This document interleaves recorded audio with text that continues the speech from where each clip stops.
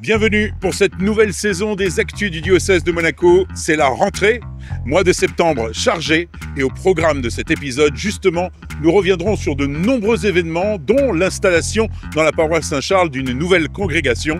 Bienvenue aux Dominicains. Et pour nous, c'est parti, voici l'actualité.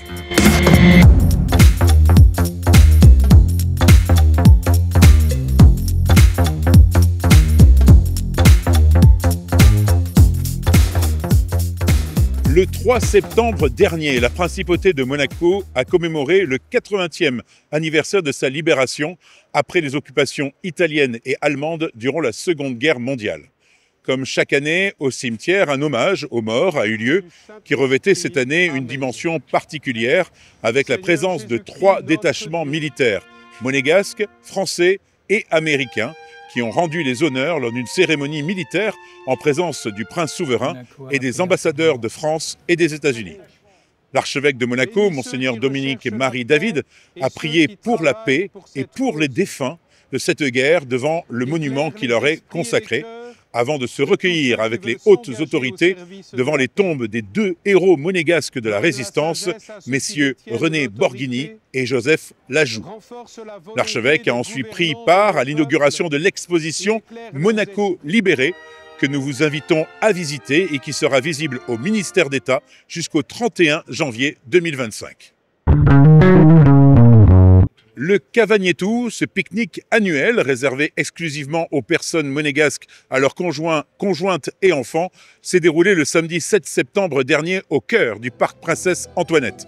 Cet événement familial organisé par la mairie de Monaco a commencé traditionnellement par une messe qui a été célébrée par notre archevêque, Monseigneur David, en présence de leur Altesse Sérénissime, le prince et la princesse de Monaco, du prince héréditaire Jacques et de la princesse Gabriella.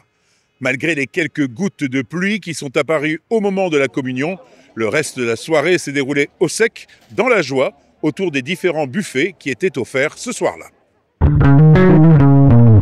L'archevêque de Monaco a été reçu à la Société monégasque d'assainissement ainsi qu'à la Société monégasque d'électricité et du gaz pour une visite tout d'abord des installations, mais aussi une rencontre avec l'ensemble du personnel qui était présent ce jour-là.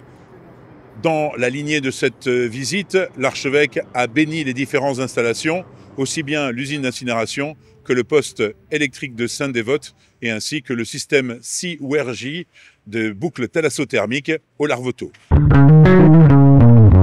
Qui dit nouvelle année scolaire dit évidemment rentrée des classes, mais aussi rentrée des catéchistes. Le service de la catéchèse de la culture religieuse a organisé le 7 septembre dernier une journée de formation sur le thème « Développer l'intériorité des enfants et des adolescents en catéchèse ». Cette journée était animée par Odile Chiaruzzi, enseignante et chef d'établissement dans l'enseignement catholique, chargée de mission à la direction diocésaine de l'enseignement catholique du diocèse d'Angers, qui a aussi collaboré avec Mediaclap à la rédaction des ouvrages de catéchèse, ceux qui sont actuellement utilisés lors des cours d'instruction religieuse dans notre diocèse. Retour sur cette journée avec Sandra Petit, professeure d'instruction religieuse dans le secondaire public. Rentrée du catéchisme, une journée de retrouvailles avant tout, importante au début de chaque année. Oui, très important parce qu'on revoit tous les collègues, déjà l'été est passé, donc on s'est quitté au mois de juin, on revoit tous les collègues, et des collègues que l'on ne revoit pas forcément tout au long de l'année parce qu'on a beaucoup d'occupations, que ce soit en paroisse ou à l'école pour certaines et certains. Donc c'est vrai que c'est sympa, c'est un petit moment de convivialité et de travail aussi, mais où on peut se retrouver tous ensemble. Et justement de travail, donc vous avez abordé un sujet sur l'enfance et l'adolescence. Qu'est-ce qu'on peut en tirer en quelques mots ?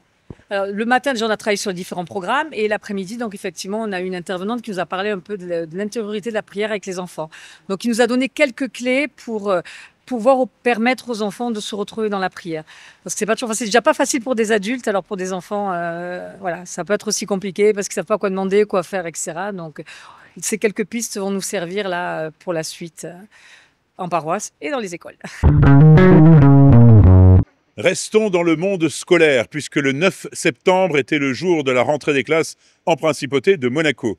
L'archevêque s'est rendu à la rentrée des classes de terminale de l'institution François d'Assise Nicolas Barré, en présence du nouveau conseiller de gouvernement ministre de l'Intérieur Lionel Beffre, ainsi que du nouveau directeur de l'Éducation nationale de la jeunesse et des sports, Jean-Philippe Vinci, et de son adjoint Rémi Garossio.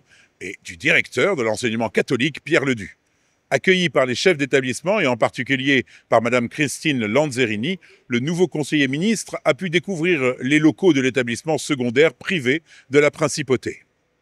Le jeudi 12 septembre qui a suivi a permis cette fois-ci à tous de découvrir et de vivre un moment unique, l'ouverture d'un nouvel établissement scolaire, celui du nouveau collège Charles III.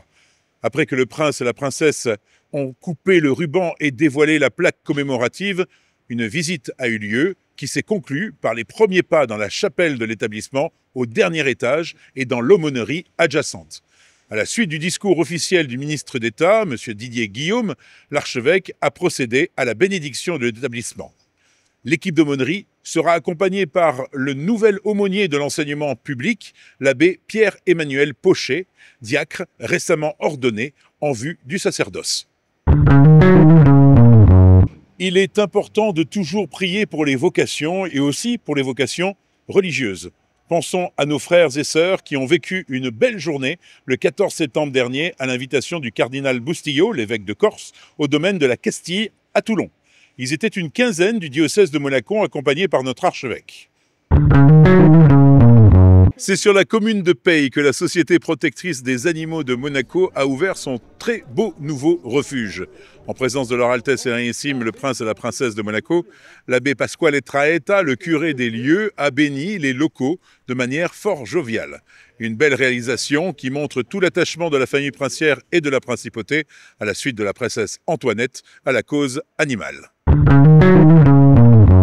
La principauté de Monaco a un nouveau nonce apostolique depuis le 18 septembre dernier, en la personne de Monseigneur Martin Krebs, qui a remis ses lettres de créance au prince souverain. Monseigneur Krebs est aussi nonce en Suisse, où il réside, et au Liechtenstein. Il représentera donc désormais le pape François auprès des autorités politiques de Monaco, mais aussi auprès de l'Église catholique de la principauté. Vous pouvez dès à présent retrouver son interview sur notre site internet diocèse.mc. Le service des jeunes a aussi fait sa rentrée de manière plutôt sportive avec une marche entre Monaco et Laguet le samedi 21 septembre dernier. Une trentaine de jeunes du diocèse a, dans la bonne humeur et un peu fatigués, réussi en chant et en prière à monter les quelques 300 mètres d'altitude. À l'arrivée, un apéritif et des boissons les attendaient. Mais encore plus important, l'archevêque les a accueillis et a pu partager avec le groupe en début d'après-midi. D'autres manifestations regroupant l'ensemble des jeunes diocésains auront lieu dans l'année pastorale. Nous y reviendrons. L'événement principal du mois est l'arrivée d'une nouvelle congrégation à Monaco. L'Ordre des Frères Prêcheurs, dit aussi Ordre des Dominicains, s'installe à Monaco dans la paroisse Saint-Charles qui leur a été confiée. La messe du dimanche 22 septembre dernier, dans l'église éponyme, était présidée par notre archevêque, Monseigneur David, en présence du prieur provincial, le frère Olivier de Saint-Martin, ainsi que de nombreux frères venus d'autres couvents de la province dominicaine de Toulouse et de plusieurs prêtres du diocèse de Monaco. Pour aller plus loin, sur notre site, retrouvez l'homélie de l'archevêque et le mot du prieur provincial, ainsi que des vidéos de présentation. N'hésitez pas à aller leur rendre visite ou à participer à leurs offices religieux qui sont ouverts à tous. Quelques annonces pour finir. Le diocèse part en pèlerinage en Jordanie du 1er au 8 octobre prochain. Et le service vous invite à vous inscrire à un autre pèlerinage qui arrive dans quelques semaines, celui à Paray-le-Monial à l'occasion du 350e anniversaire des apparitions. Tous les détails sont en ligne. Le dimanche 29 septembre aura lieu la messe des nations en la cathédrale de Monaco à 16h30 qui regroupera les différentes communautés présentes en principauté. Vous y êtes cordialement invités. Toujours à la cathédrale, le 5 octobre à 18h30 aura lieu un concert spirituel exceptionnel avec le Chœur Philharmonique de Tokyo. L'accès est gratuit avec des œuvres de Mendelssohn, Elgar, Barber et bien d'autres. Vous voulez connaître aussi tous les secrets de la Bible autour d'un apéro et d'échanges fructueux. Rendez-vous à partir du 28 septembre pour l'apéro Bible dans les locaux de l'école FANB sur le Rocher.